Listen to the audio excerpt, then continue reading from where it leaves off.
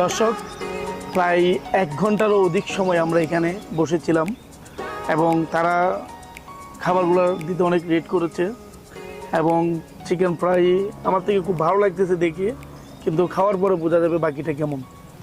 আর মাছটা প্রাইস অনুযায়ী অনেক ছোট, কিন্তু মনে হয় মাছটা আমার কাছে তেমন ভালো লাগতেছে না, কিন্তু খাওয়ার পরে তার কোয়ালিটি কেমন সেটা জানানো যাবে। প্রথমে আমি চিকেনটা দিয়ে শুরু করতে চাই, খেয়ে দেখি। আর সসটা মনে হয় এটা আপনার ওই কুদুনি পাতা অথবা ধনিয়া পাতা মিক্সার করে বানিয়েছে। আর এটা মনে হয় স্পাইসি সস, যেটা আপনার টমেটো সসের মতোই দেখতে দেখা যাচ্ছে। আমি চিকেনটা আগে শুরু করি।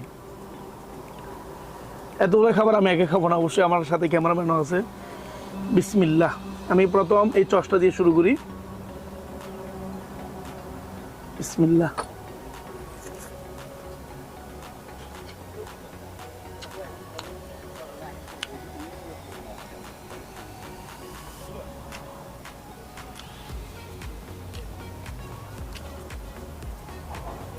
চিকেনটা একটু বেশি স্পাইসি হয়েছে এবং আমার কাছে ঝালটা একটু বেশি লাগতেছে। ঝাল অনেক বেশি হয়েছে, কিন্তু খাবারটা ভালো লাগতেছে। 100-তে এটাকে আপনার 95 দেওয়া যায় অথবা 90 দেওয়া যায়, কিন্তু 100-তে 100 না, কিন্তু অনেক বেশি ঝাল। যাক, চিকেনটা আর একটু খেয়ে দেখি।